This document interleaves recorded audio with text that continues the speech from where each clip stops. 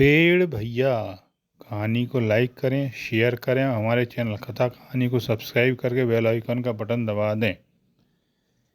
एक कस्बे में एक छोटा स्कूल था।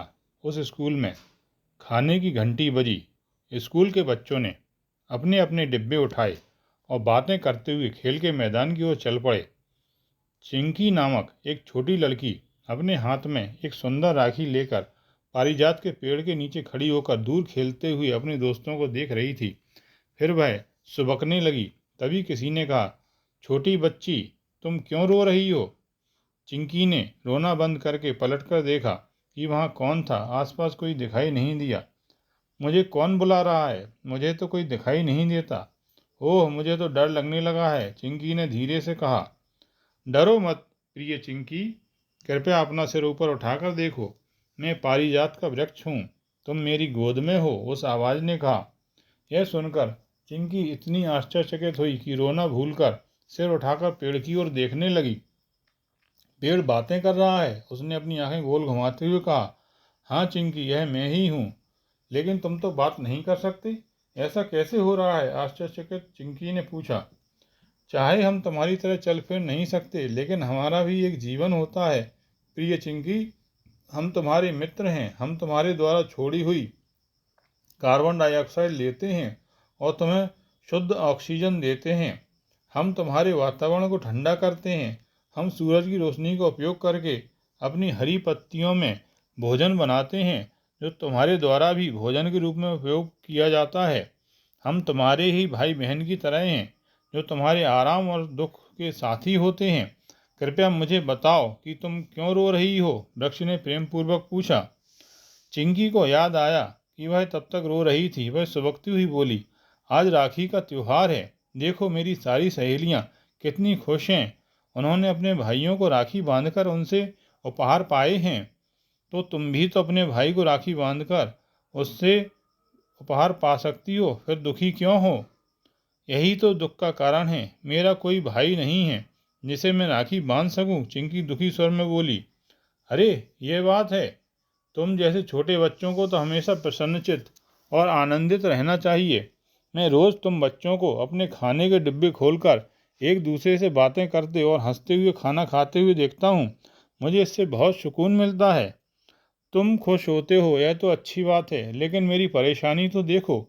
मेरा कोई भाई नहीं तो किसको राखी बांधूं? चिंकी ने कहा।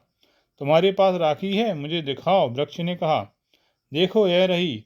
हमारी टीचर ने हमसे कहा था कि प्लास्टिक का उपयोग ना करें, इसलिए मैं दर्जी के पास गई और उससे कपड़ों के बचे हुए टुकड़े मांगे। फिर मैंने उनसे एक सुंदर राखी बनाई है। देखो, कहकर चिंकी ने वृक्ष को अपनी राखी दिखाई। पारिजात के वृक्ष ने खुश होकर कहा, चिंकी, ये कपड़े पौधों द्वारा दिए गए सूत से ही बने हैं, शायद इसीलिए इनसे बनी राखी इतनी सुंदर है। लेकिन मेरे पास इसे बांधने के लिए कोई नहीं है, चिंकी दुखी स्वर में बोली। पारिजात का वृक्ष मुस्कुराकर बोला, मैं हूं ना तुम्हारे लिए, मुझे अपना बड़ा भाई मानो। यह सुनकर चिंकी बहुत खुश हुई। मैं खुशी से उछलकर बोली, अरे वाह, यह तो बहुत अच्छा होगा। हाँ, मैं तुम्हें ही राखी बांधूंगी। आखिरकार इतने सालों के बाद मुझे भी एक अच्छा सा बड़ा भैया मिल ही गया राखी बांधने के लिए। फिर वह पेड़ के तने में राखी बांधने लगी, लेकिन पेड़ का तना बहुत मोटा था और राखी का धागा उतना बड़ा नहीं था। वह थोड़ी दुखी हुई, फिर सोच में पड़ गई।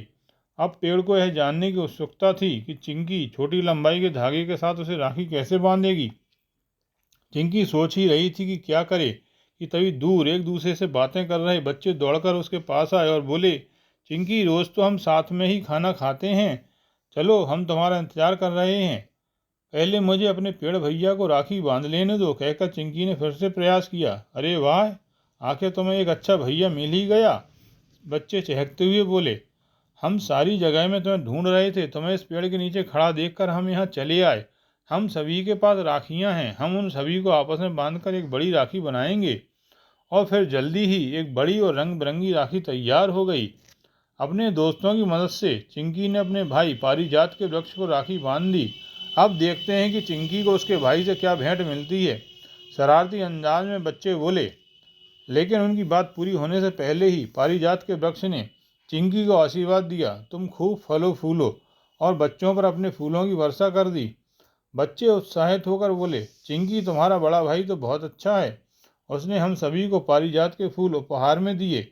वृक्ष ने खिलखिलाते बच्चों की ओर देखा और खुशी से झूम उठा और सारे बच्चे वृक्ष के चारों ओर नाचते हुए गाने लगे, पेड़ भैया पेड़ भैया। आपको यह कहानी कैसी लगी कृपया कमेंट बॉक्स में जाकर बताएं। आपने यह कहानी ध्यानपूर्वक सुनी, इसके लिए धन्यवाद।